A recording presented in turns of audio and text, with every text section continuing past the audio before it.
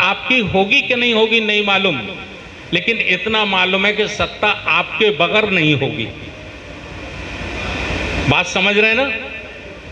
तो 6 जातियां जब जोड़ी, भाई प्लस पिलर तो हो गया शेड्यूल कास्ट में जाटव चमार, और उसके साथ थोड़ा बघेल पाल जोड़ा, थोड़ा कुस्बा जोड़ा, थोड़ा कुर्मी जोड़ा, थोड़ा थोड़ा थोड़ा थोड़ा करके जोड़ा, तो हम 31% वोट प्राप्त कर गए 2007 के चुनाव में, और स्पष्ट बहुमत में हम सरकार बनाने में कामयाब हो गए।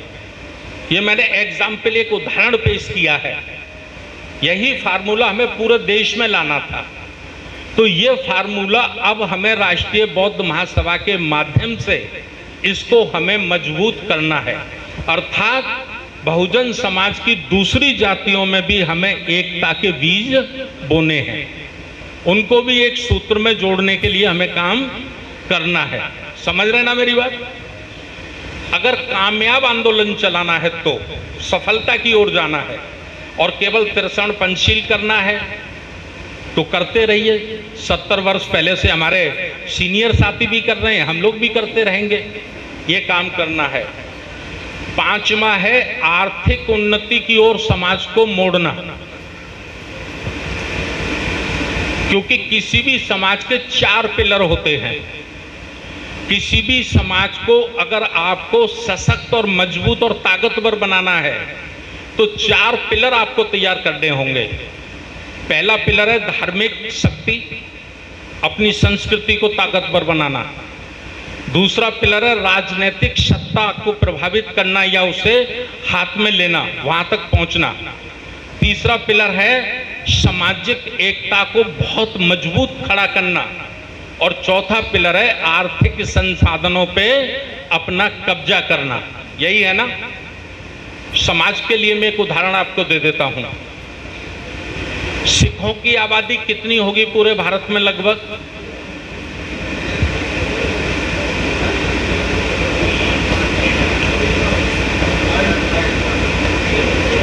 हम 2% मान लेते हैं, ठीक है? शेड्यूल कास्ट और शेड्यूल ट्राइब्स की आबादी कितनी होगी दोनों की मिला के? लगभग आज की तारीख में 30% है, लेकिन 1931 की जनगणना पे भी हम मान लेते हैं तो भी 22.5% है। समझ रहे हैं? सिखों की आबादी कितनी? 2%, ज्यादा से ज्यादा मैंने कर दी है 1.5%, ठीक? हमारी आबादी कितनी? 20% से ज्यादा है ना? पक्का? अच्छा एक बात बताओ, आपने कभी न्यूज में पढ़ा, कानों से सुना कि किसी सिख की बहन बेटी के साथ बलात्कार हुआ है? किसी सरदार सिख की बहन बेटी के साथ सामूहिक बलात्कार हुआ है या जाति के आधार पर बलात्कार हुआ है? कभी सुना? यह है सामाजिक शक्ति, सामाजिक ताकत। समझ रहे हैं आप? संख्या जरूर कम है, लेकिन एकता इतनी मजबूत है कि 1000 लोग भी एक सरदार को पकड़ लेते हैं ना चारों तरफ से, तो अकेला सरदार फोन निकाल के कहता है ठस्सी खा पुत्र, गुरुद्वारे फोन लगा देता है। 1000 लोगों को कहता है जरा रुक जा, थोड़ा सा रुक जा, ठस्सी खा पुत्र, और गुरुद्वारे फोन लगा देता है, और गुरुद्वारे से मेटाडोर भर के और तलवार लेकर चली आती है, वाहेगुरु दा खालसा वाहेगुरु दी फतेह। होता है कि नहीं होता? गलत कर रहा हूं मैं? समाज को भी अगर हमें अन्याय अत्याचारों से मुक्त करना है तो बिल्कुल इसी तरह से उनको मिलिट्री की ट्रेनिंग देकर मार्शल कौम के रूप में खड़ा करना पड़ेगा। इसका मतलब है सामाजिक एकता को मजबूती की ओर तैयार करना। गलत कह रहा हूं मैं? आर्थिक उन्नति, जिस रेशियो से हमारे देश में सरकारें काम कर रही हैं, यदि ये रेशियो चलता रहा तो आप कोरे कागज पे लिख लीजिए 20 साल के बाद कलेक्टर एसपी तो छोड़ो, चपरासी बनाना भी मुश्किल हो जाएगा। रिजर्वेशन के माध्यम से जो हमारे कुछ लोग पहुंच गए थे वहां तक, अब बड़े पैमाने पर उनको बैक गेट डाल दिया गया है। धीरे धीरे धीरे धीरे हर विभाग का आप आरटीआई लगाकर मांग लीजिए, हर विभाग की न्यूज मांग लीजिए। प्रत्येक वर्ष संख्या घट रही है। वकील साहब, घट रही है ना, घट रही है ना। प्राइवेटाइजेशन करते जा रहे हैं, प्राइवेटाइजेशन करते जा रहे हैं। जितनी वैकेंसी खाली हो रही है, भर्ती नहीं हो रही, प्राइवेट सेक्टर को देते जा रहे हैं। अभी तो प्राइवेट सेक्टर को दे रहे थे, अब तो सेक्टर ही प्राइवेट को दे रहे हैं। निजीकरण जो हो रहा है, मतलब अभी तक ऐसे हो रहा था कि जैसे रेलवे है, रेलवे में 4th क्लास के कर्मचारी होते, कंबल लगाते, चादर लगाते, करते हैं ना, तो पहले गवर्नमेंट के होते थे, वो हटा दिए, वो रिटायर हो गए, तो उनमें कॉन्ट्रैक्ट पे ले लिए, ठेके पे दे दिए। अब तो रेल को ही बेच रहे हैं, प्लेटफॉर्मों को ही बेच रहे हैं। तो इस हालत में हमको आर्थिक उन्नति की ओर काम करना है। कैसे काम करना है? बड़ा सवाल यह है कि हम करेंगे कैसे, पैसा कहां से आएगा?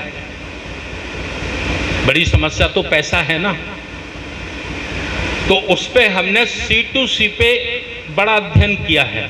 C2C, C2C क्या है? C माने कंपनी, 2 माने कस्टमर, C2 कंपनी, 2 कंज्यूमर। समझ गए आप? अभी तक व्यवस्था क्या है हमारे देश में?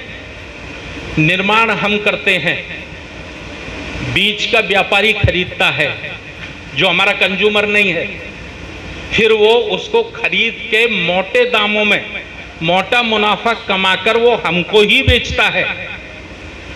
हम ही निर्माता हैं, हम ही उपभोक्ता हैं, लेकिन मोटा प्रॉफिट बीच वाला बंदा खाता है। खाता कि नहीं खाता? एक एग्जाम्पल से मैं समझा रहा हूं आपको।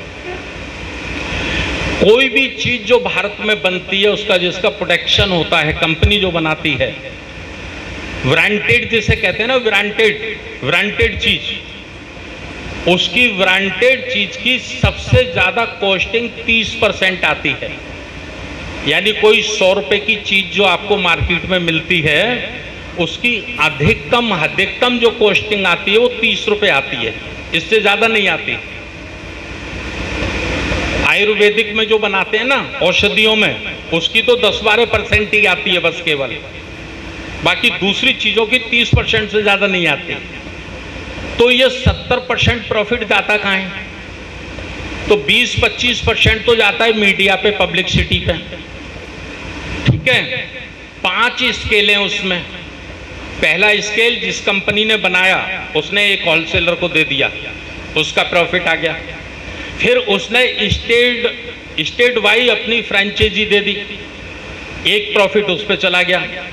फिर उसने कमिश्नर वाइज अपनी फ्रेंचाइजी दे दी, एक प्रॉफिट उस पर चला गया। फिर उसने एक डिस्ट्रिक्ट वाइज अपनी एजेंसी दे दी, एक प्रॉफिट उस पर चला गया। फिर उसी के व्यक्ति ने फुटकर बेचा तो फिर उस पर प्रॉफिट चला गया। वो चीज बनी हमारे यहीं थी, हमारे लोगों ने ही बनाई, बहुजन समाज के लोगों ने बनाई, और उसका उपयोग भी हमको ही करना है। लेकिन 70% उसका मार्जिन बीच के दलालों में चला गया। समझ रहे हैं ना आप लोग मेरी बात को? ये मेरा एक मोटा सा आंकलन है, थोड़ा बहुत कम हो सकता है आगे पीछे। तो इसको हम कैसे कर सकते हैं? सवाल खड़ा होगा, पैसा कहां से आएगा? तो मैंने इसके लिए अध्ययन और चिंतन किया, और वो चिंतन क्या किया कि हम स्कूटर मोटरसाइकिल नहीं बना सकते, उसके लिए बहुत पैसा चाहिए। लेकिन हम स्कूटर मोटरसाइकिल का टायर बना सकते हैं, हम उसका ट्यूब बना सकते हैं, हम उसका कवर बना सकते हैं ना। हम शैम्पू बना सकते हैं, हम साबुन बना सकते हैं, हम चाय की पत्ती बना सकते हैं, हम आटा बना सकते हैं, जितनी चीजें हम बना सकते हैं हमारे लोग बनाते हैं, तो उनके जो बनाते हैं उनको प्रोटेक्ट करना है, सपोर्ट करना है। और बाकी एक एग्जाम्पल छोटा सा देके मैं बता देता हूं। 500 लोग मिल गए, 500 लोगों ने एक ग्रुप बना लिया, एक कंपनी बना ली, और 500 लोगों ने 1-1 लाख रुपया लगाया। कितना इन्वेस्ट किया? 1-1 लाख। कर सकते हैं ना? कोई बड़ा काम नहीं कर सकते हैं। कितने रुपए हो गए? 5 करोड़। 5 करोड़ हो गए ना? तो 5 करोड़ में हम जय भीम चाय की पत्ती तो बना सकते हैं? नहीं बना सकते? जय भीम चाय की पत्ती।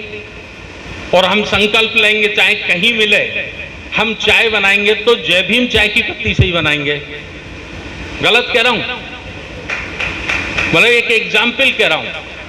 तो जो हमारा यूथ निकल के आ रहा है, हजारों लाखों की संख्या में हमारे बेटे बेटियों ने MBA किया है, और MBA करने के बाद वो 10,000 और 15,000 की नौकरी पे उसी उद्योगपति की ऑफिस में नाक रगड़ते हैं। रगड़ते कि नहीं रगड़ते? तो ऐसे अपने बच्चों को हम रोजगार भी दे देंगे। अपने लोगों को हम लोग जैसे 10-15 आइटम हमने ऐसे बना लिए, और एक-एक डिस्ट्रिक्ट में एक-एक हमने स्टोर खोल दिया, फ्रेंचाइजी दे दी कि भाई आप ले लो, 7%, 8%, 10% आपका कमीशन, और होम डिलीवरी दो, होम डिलीवरी दो। तो छोटे छोटे से फिर जो हमारे लोग जो प्रोडक्शन कर रहे हैं, जैसे मैं आगरा का आदमी हूँ, आगरा में हम लोग जूता बनाते हैं, बहुत अच्छा जूता बनाते हैं।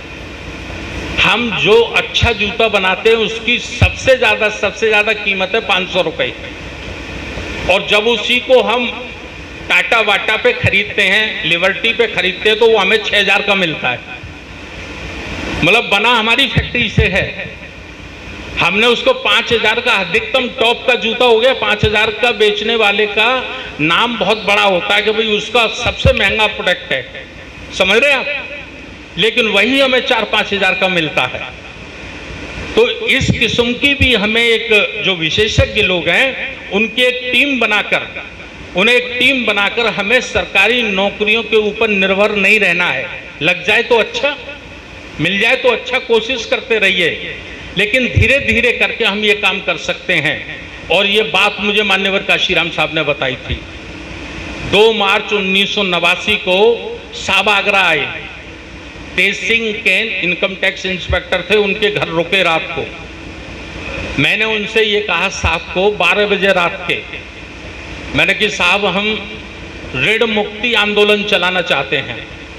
ऋण मुक्ति आंदोलन अर्थात 2-2 हज़ार 2,500 हज़ार हमारे लोगों पे कर्जा था, रिकवरी निकल गई थी और अमीन रोज पकड़ पकड़ के ले जाते थे। तो हमने कहा कि साहब से अनुमति मांगी, तो साहब ने एक निवाला था वो नहीं खाया और थाली में ही रख दिया, और मुझसे बोले कि किसी का लेकर ना देना अच्छी बात है। क्या बोले साहब? किसी का लेकर ना देना अच्छी बात है। मैंने कहा नहीं साहब। बोले बुरी बात है। मैंने कहा हाँ साहब। तो क्या तुम लोगों को बुरी बात सिखाना चाहते हो? मैं लोगों को हुक्मरान बनाना चाहता हूं और तुम लोगों को बेईमान बनाना चाहते हो। फिर उन्होंने बताया 1947 कि 1947 में जब पार्टीशन हुआ पाकिस्तान का और इंडिया का, तो लाल कृष्ण अडवाणी का नाम उन्होंने कोट किया उस वक्त कि लाल कृष्ण अडवाणी भी वहां से भाग के आया था पाकिस्तान से। और ये जितने लोग भाग के आए थे ये सब चॉकलेट बेचते थे, गोलियां बेचते थे, इनके पास कुछ नहीं था। चॉकलेट बेच बेच के, गोली बेच बेच के सरकारों ने इनको हेल्प किया और आज ये सबसे बड़े उद्योगों के मालिक बन गए हैं। ऐसा कांशीराम साहब ने कहा मुझे। समझ रहे नहीं आप लोग? मुझे वो बात आज तक याद है। तो उनकी भी सोच थी इस पे काम करने की।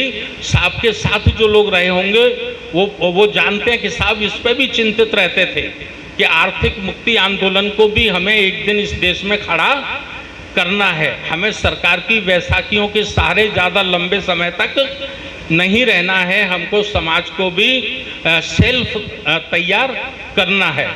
तो इस किस्म के आंदोलन, इस किस्म की विचारधारा को भारत में हम ताकत दें, भारत में उसको मजबूत करें, यही राष्ट्रीय बौद्ध महासभा का उद्देश्य है। और महाकारुणिक भगवान गौतम बुद्ध का जब आप उनका वाकई 45 वर्षों का जीवन संघर्ष पढ़ोगे, त्रिपिटक मत पढ़ना, त्रिपिटक में बहुत मिलावट हो गई है। बुद्ध और उनका धम्म पढ़ना, जिसको बाबा साहब ने लिखा है। बाबा साहब पे भरोसा है ना, या कोई डाउट? मुझे लगता है बाबा साहब पे तो कोई डाउट होगा नहीं। तो बाबा साहब ने जो बुद्ध और उनका धम्म लिखा है, उसे अगर आप पढ़ेंगे तो 45 वर्ष तक जो बुद्ध का आंदोलन है वो आध्यात्मिक आंदोलन नहीं है, वो पूजा पाठ का आंदोलन नहीं है, वो केवल और केवल समता, स्वतंत्रता, बंधुता, न्याय पर आधारित समाज निर्माण का ही आंदोलन है। समझ रहे ना मेरी बात? राजनीतिक गैर बराबरी, सामाजिक गैर बराबरी, आर्थिक गैर बराबरी के विरुद्ध ही बुद्ध का आंदोलन है। लेकिन हमारे देश में उसको केवल पूजा पाठ तक सीमित कर दिया है। तीर्थस्नान करना, पंचशील करना, अष्टांग मार्ग करना, त्रिपाठ करना, ये खाना, ये नहीं खाना, ये पीना, ये नहीं पीना, डेट्स ऑल, खत्म, यहीं तक सीमित कर दिया है ना। तो इससे ऊपर उठ के हमें काम करना है, यही राष्ट्रीय बौद्ध महासभा का उद्देश्य है। बहुत बहुत धन्यवाद। नमो बुद्धाय, जय भीम।